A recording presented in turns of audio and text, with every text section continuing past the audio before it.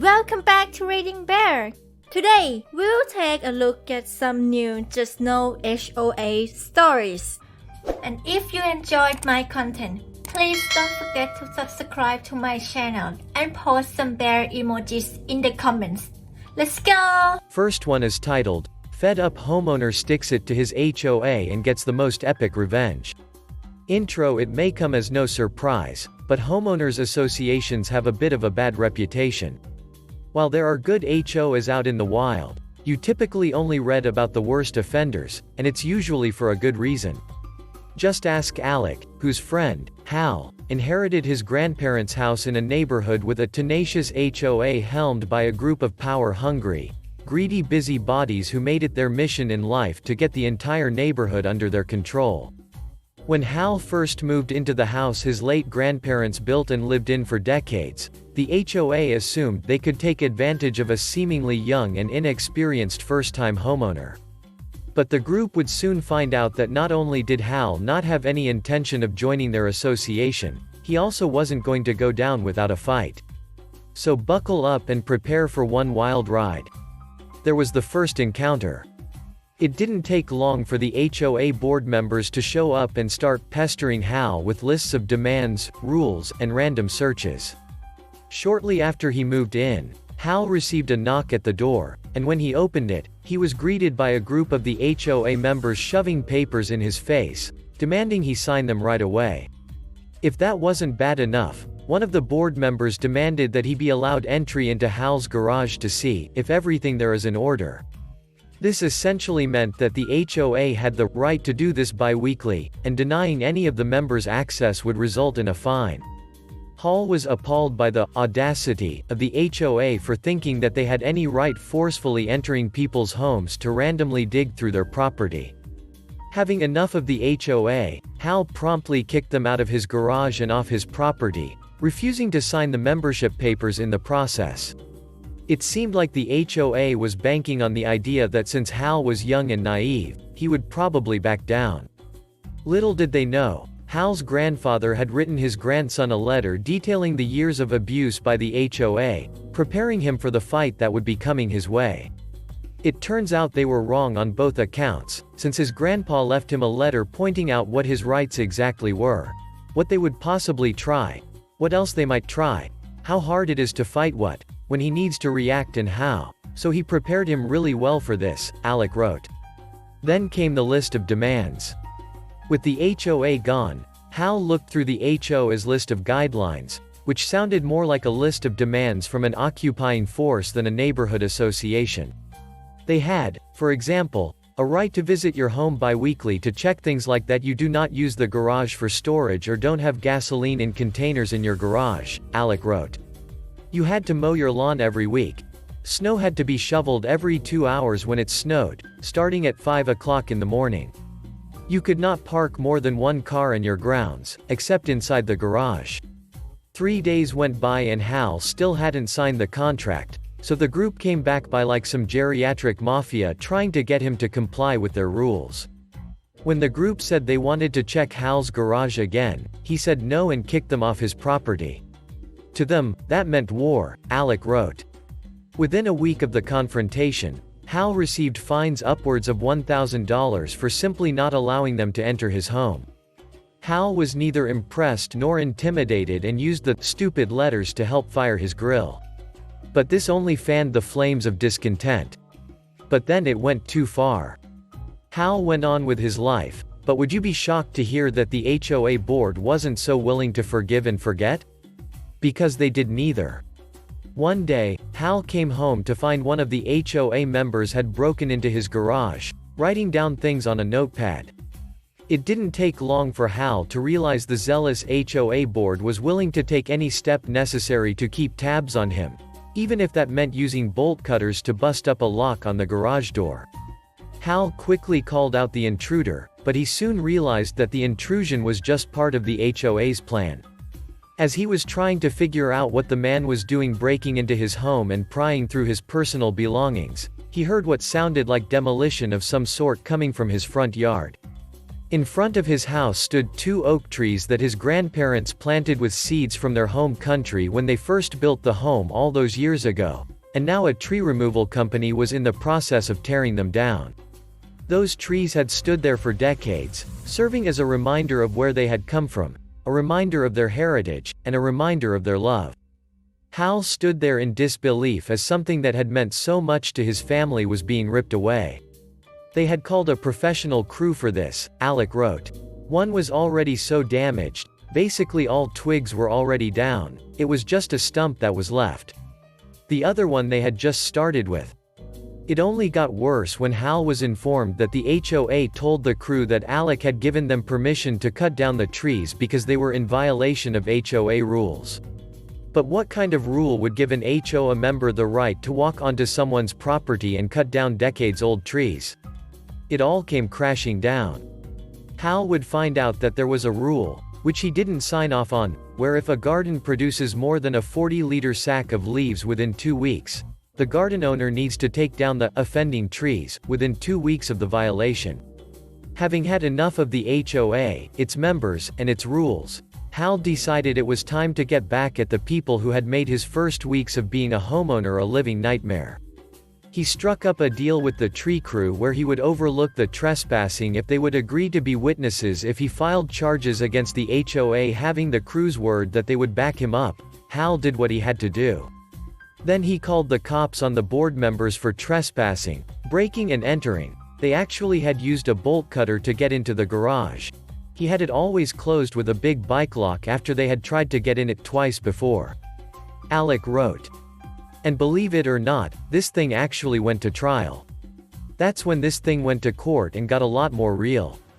Alec didn't provide details on the ins and outs of the criminal trial, but he said it must have been glorious, because not only did the HOA have to repay Hal for the broken lock and damage to the trees, which ended up being close to $50,000, they also fought the charges, which cost them another $15,000 in legal fees.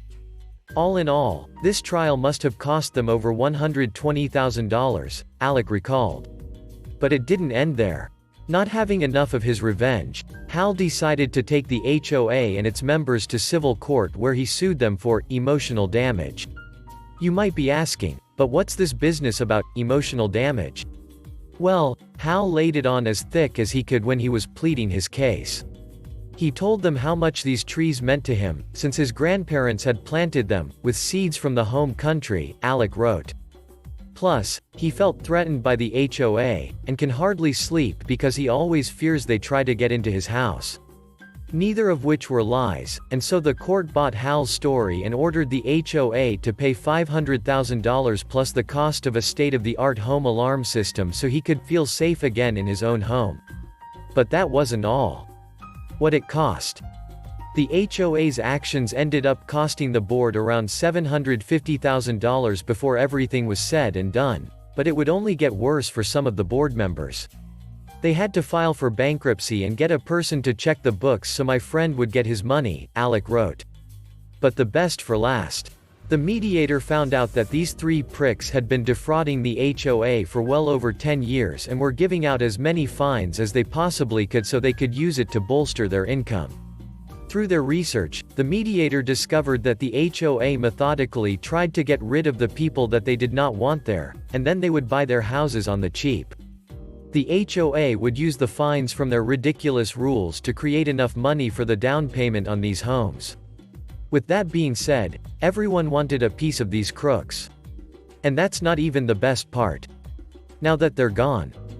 Due to the astronomical settlement, the 3 board members who had been waging a private war on Hal were left with no choice but to sell their homes in order to pay Hal's settlement. And with the 3 leaders of the HOA out of the neighborhood, Hal became somewhat of a local hero after freeing his neighbors from the abuse and extortion of the HOA board members. You see, most people never wanted the HOA in the first place, but the board member practically forced them to sign the contract, claiming it would not be optional, and if they did not sign before moving in it would be a $500 fine, Alec recalled. Only 6 of the 50 members actually wanted this HOA, and people think they did get part of the action, as reward for spying on their neighbors to find violations. With his newfound fame, Hal found himself constantly being invited over to his neighbors for parties and BBQs while the former HOA board became nothing but a distant memory. A lesson to be learned. And so that concludes our story about the young homeowner who had enough of a tyrannical HOA and its board members and decided to get his own form of revenge. It wasn't pretty and it wasn't sweet, but Hal did what had to be done.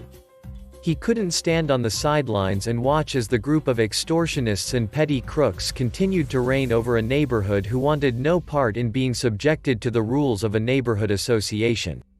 Hal did what so many before him had failed to do. He stood up, he made a stand, and he got his voice heard. While the HOA's former leaders are selling their homes, draining their bank accounts, and looking for any possible way to pay back one of their victims, Hal and the rest of his neighbors are enjoying the sweet taste of freedom and some of that barbecue his new friends keep offering him. Next one is titled, "This HOA Didn't Last Long." I spent years saving up for the down payment for my first house. It was a new neighborhood, and the HOA had just been established with a retired doctor serving as the first president. I had 2 flag holders on the 2 posts in front of my porch. I flew the Tennessee state flag and another flag that I would switch up from time to time. One month, I decided to fly the Culpeper flag, a militia in the Revolutionary War. The HOA president came knocking at my door demanding I take it down because his wife was British and she was offended. I told him in nice words that he could get bent, and so he tried to fine me. I contested it with the board and got the fine overturned. Later on, he'd try to bust me for other things. I told him I do not want him on my property at any time, and if I catch him on my plot, a good couple hundred feet from the sidewalk and surrounded by trees on the other 3 sides, I will call the cops. I left him a notice on his door and let the HOA board know about the notice. I came home a week later to a fine because the lettering on my door was not standard. It included a picture up close and a signed confirmation from the president. I walked over to the HOA president's house and got into a verbal argument with him. I called the cops and eventually took him to court, which resulted in a restraining order. It got so messy after that, the HOA dissolved and my neighbors threw a huge party. Last one is titled, "Annoying the Head of the HOA." A friend of mine not too long ago painted his house. He lives in a development that has an HOA. He admits that he and his wife made the first mistake by not reading the HOA handbook close enough, so they didn't realize they had to get the color approved by the HOA on the first day of painting. The head of the HOA stopped by and talked to them, made small talk, talked about ways to make painting the house easier, etc. At this time the HOA head knew they hadn't gotten the color approved because he sits on the 3-person panel that approves the colors. However, he opted not to say anything to them. Instead, he waited until they had the entire house painted, then told them the color was not approved because there are too many other houses with a similar color. It was a lighter shade of green. So, faced with having to spend the time and money to repaint the entire house, he and his wife decided to get a little revenge. They submitted the form and color swatch for the new color and were approved. Knowing the panel had to take time out of their lives to meet every time they submit a color, they decided to submit another color swatch and form saying that they had changed their minds. This color was one they knew would never be approved. As assumed, it was denied. They had to submit again, and again they submitted a color they knew would never be approved. Again, they were denied. They repeated this 4 or 5 times before the HOA head contacted them and told them the first swatch they submitted was still approved and not to submit another swatch for approval. They were tired of playing games.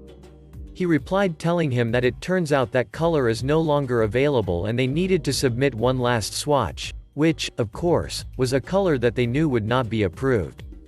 This time the HOA told them if they submitted another unapprovable swatch they would be fined and billed for the panel's time.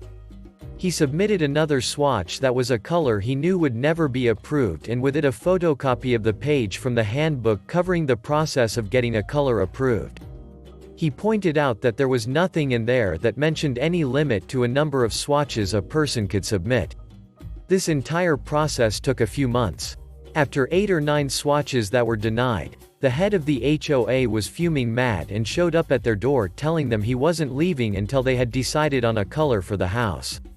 My friend pointed out that the handbook says the only way for a color to be approved was with a vote from the full panel. The HOA head called the other two people, they came over, and once they were all sat down he and his wife shuffled through about 10 different swatches of crazy colors before finally showing them one that was a light green color. Frustrated, they approved it and left. A few weeks later, the head of the HOA contacted him to see when they were going to paint and he told them they already had. The swatch that they had approved was the color the house was already painted. A week later he got an angry letter from the HOA and a bill for their time. He refused to pay and will fight it. A couple weeks after that everyone got a revised handbook in the mail with very detailed rules on how to get a color approved. My friend then called the head of the HOA and told him all of this could have been avoided if he had just said something that day when he came over and talked to them as they started painting. But he decided to be a dick, so they decided to be dicks back to him. Edit. HOAs are a point of anger for a lot of people. Just a few follow-ups. 1. I'm no expert on the lien, fine situation and how that all plays out. I was just going off something I was told. Apparently, if he doesn't pay the fine they can file a lien against him and they could foreclose on his house. When I told him this he explained that the handbook actually had a detailed procedure on how fines are to be handed out and collected. There are apparently a few steps the HOA has to take before they will file a lien and none of those have happened yet. The fine is $300 so if it escalates to the next step and they try to collect the money he will take action even if that means swallowing his pride and paying. He is going to double check just to make certain they haven't tried to file the lien on the sly. 2. A lot of people are wondering how an HOA comes to be and why anyone would move into one. To make it short, the idea of an HOA is a good one. They help make sure the community stays nice and property values stay up so you don't have neighbors that move in, never cut their grass, have 3 broken down cars and a couch in their front yard and constantly throw loud parties, driving down your property values. They also often have community-wide benefits like a pool, workout room, etc. The problem is that some people get the slightest bit of power and it goes to their head and they turn into a holes. Based on the replies I have seen here, that seems to happen quite a bit. There are good HOAs. My brother lives in a place that has one that he has nothing but good things to say about, but it seems like there are many that are bad and go too far. Thanks for listening.